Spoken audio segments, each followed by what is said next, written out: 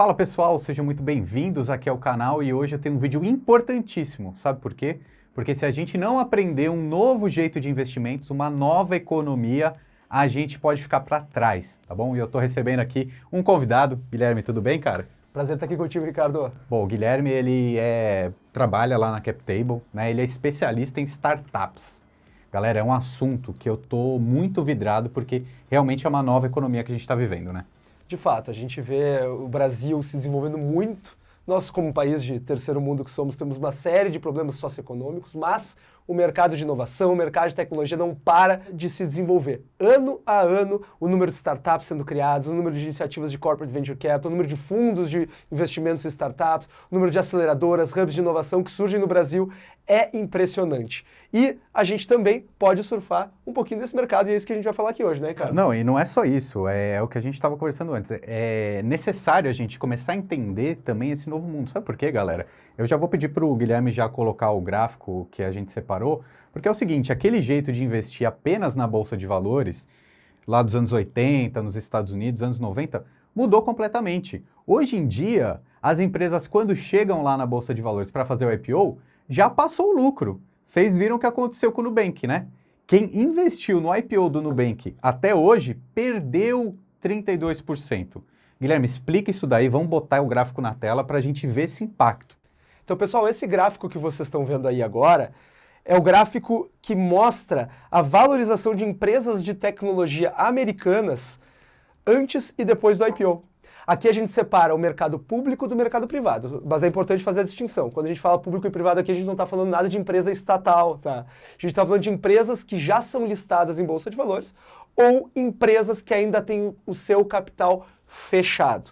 Então, enquanto as empresas tinham seu capital fechado lá na década de 80, elas faziam uma parte da sua trajetória de crescimento, captavam recursos no IPO, que é quando as ações dessa empresa passam a ficar à disposição dos pequenos investidores como nós, e então esses pequenos investidores ainda usufruíam de uma trajetória de crescimento importante dessas empresas de tecnologia. Mas, Ricardo, o que a gente viu acontecer ao longo do caminho foi que os retornos depois do IPO começaram a minguar. E isso se deve a inúmeros fatores, sobretudo o crescente custo para fazer uma oferta pública, um IPO na Bolsa, mas também o fato de que tem muito dinheiro no mercado privado de investimento, no mercado dos grandes fundos que investem nessas corporações. Então, quando a empresa chega no IPO e se torna disponível para o pequeno investidor, ela já fez boa parte da sua trajetória de crescimento.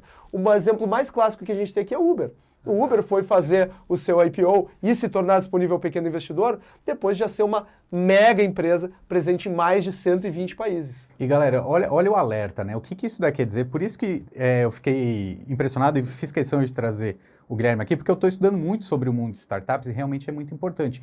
Porque é isso, como o Guilherme fala, nesse mercado pré-IPO, então antes de estar disponível para o pequeno investidor, investidor de varejo, digamos assim, muita gente já ganhou dinheiro ali.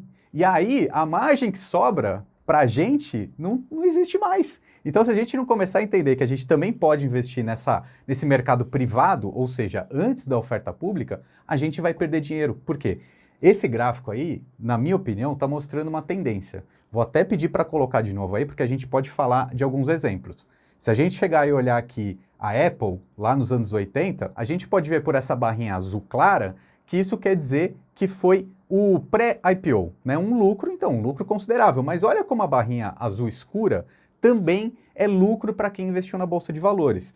E assim também aconteceu com a Microsoft, com a Oracle, até mesmo com a Amazon, que é muito famosa hoje em dia também. Só que olha como essa tendência mudou a partir de 2011, mais ou menos, com o LinkedIn, a Yelp, o próprio Facebook e o Twitter, tá? E se a gente está falando isso daqui, já são mais de 10 anos.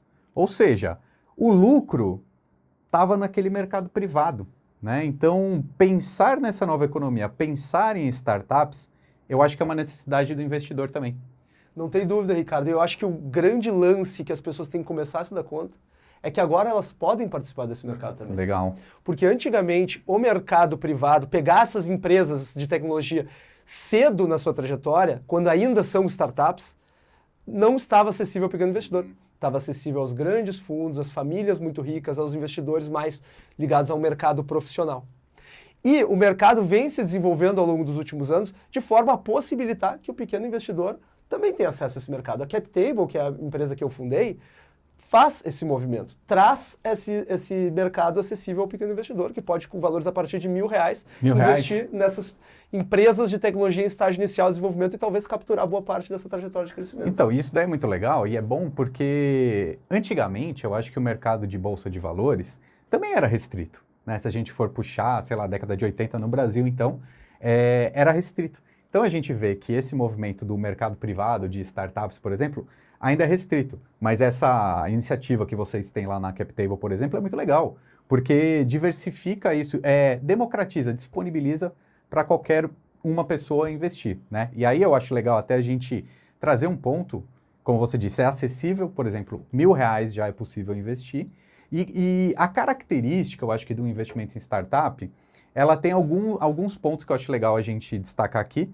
Por exemplo, não é um tipo de investimento de curto prazo, né?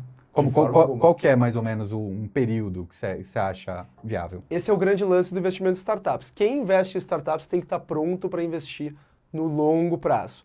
Porque a gente está falando aqui de ter retornos a partir de 5 a 10 anos após o investimento. É assim que os fundos trabalham. Eles montam um portfólio de participação em startups e esperam que no agregado das decisões tomadas, algumas vão dar certo, outras vão dar errado, mas que ao cabo de 5, 10, 15 anos, eles tenham um retorno consistente ao longo do caminho. Então, Ricardo, não é para quem quer ganhos rápidos. Não é ganhos rápidos. Então, mas sabe o que eu acho legal também? Por isso que eu estou interessado nesse mundo de startups também, porque tem um impacto na nossa economia real também. Porque pensa o seguinte, vamos trazer um exemplo aqui. Como você disse, o Ricardo está montando uma empresa hoje, uma startup de tecnologia, de fintech, tecnologia e investimentos. De repente, para eu conseguir fazer essa startup que vai trazer uma solução para o público, né? Então, uma empresa ela só existe para atender uma demanda da população. Então, para eu conseguir criar essa empresa, de repente eu estou precisando de um investidor. E esse mercado de startups, como por exemplo a CapTable, ela poderia abrir uma captação para a empresa do Ricardo, desenvolver esse projeto e aí sim atender uma dor do público. E lá na frente, esse investidor que colocou o dinheiro agora, só que é lá na frente, né? Não é ano que vem, não é daqui a 2 anos. De repente, daqui a 5 anos, daqui a 10 anos, ele pode surfar um lucro dessa empresa que no começo não tinha, mas foi se desenvolvendo. E é um pouco do que a gente está falando dessa nova economia que a gente mostrou nos gráficos. Tem muito lucro ali, né? Sem dúvida. A gente participar dessa fase inicial da startup é chance da gente capturar bons lucros. E eu até conto um caso, Ricardo, a gente está aqui falando de 5 a 10 anos, mas eu mesmo invisto, através da minha pessoa física, em várias das startups que a gente coloca à disposição dos investidores na CapTable. E eu investi numa startup que fez o seu exit há 2 semanas atrás. Ela captou há quase 2 anos e nesse curto espaço de tempo, curto para as perspectivas do mercado de startups, ela fez o seu exit.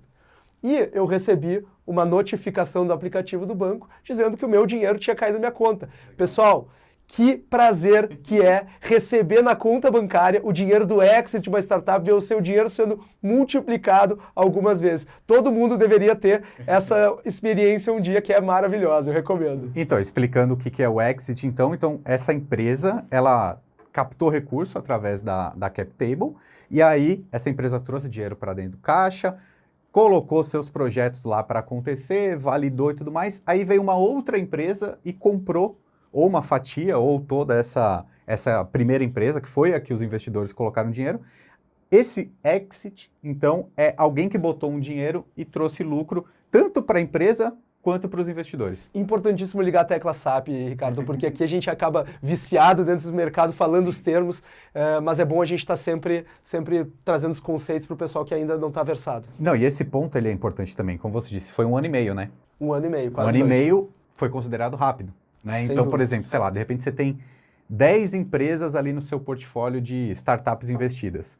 Cara, pode ser que uma delas saia em 1 ano e meio e te dê lucro, pode ser que outras demorem 5 ou 10 anos, pode ser que algumas também não vão para frente, né? Faz parte do investimento, né? Não tem dúvida. E, inclusive, essa é a forma correta, madura, da gente investir em startups. A gente precisa separar um montante do nosso patrimônio que não seja tão relevante assim. Pelo contrário, tem que ser um montante pequenininho. A gente sempre sugere 5% do patrimônio. Então é para aquele investidor que tem um pouquinho em renda fixa, um pouquinho em bolsa de valores, um pouquinho eventualmente em imóveis, e vai separar ali 5% desse seu patrimônio para alocar em startups. E desse montante, nós não vamos colocar todos os ovos na mesma cesta. Nós vamos montar um portfólio de participações. Então vamos investir em 10, 15, 20 ativos, porque como a gente comentava antes, o cálculo é, algum desses não vão dar certo, alguns outros vão dar de lado e outros vão dar tão certo que vão pagar por todos os anteriores e ainda dar uma boa rentabilidade no agregado do portfólio.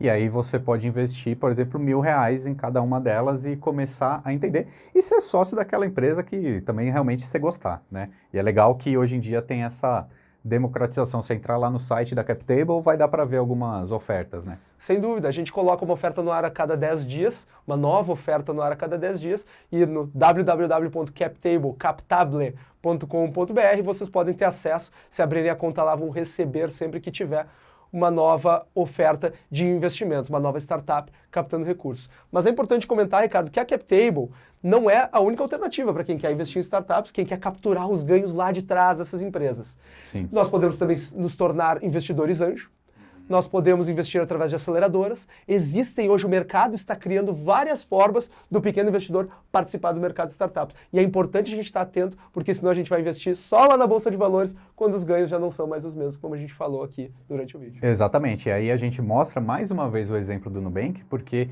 é muito legal olhar isso, né? Foi a empresa mais famosa que a gente viu sair de startup e abrir o capital na Bolsa. A gente vê por esse gráfico que está aparecendo aí, que quem entrou nesse momento que era o dinheiro privado, teve lucro, né? Subiu o valor de mercado e, consecutivamente, o dinheiro que aquele investidor pegou. Agora, quem investiu depois do IPO teve uma queda de 32%, que isso que muita gente comentou, né, o Guilherme? Por isso que eu até fiz esse chamariz aqui, porque uma coisa é você investir num banco, numa fintech ou no Nubank, outra coisa é você investir num Itaú, por exemplo. Quando você investe no Nubank, o lucro estava lá antes.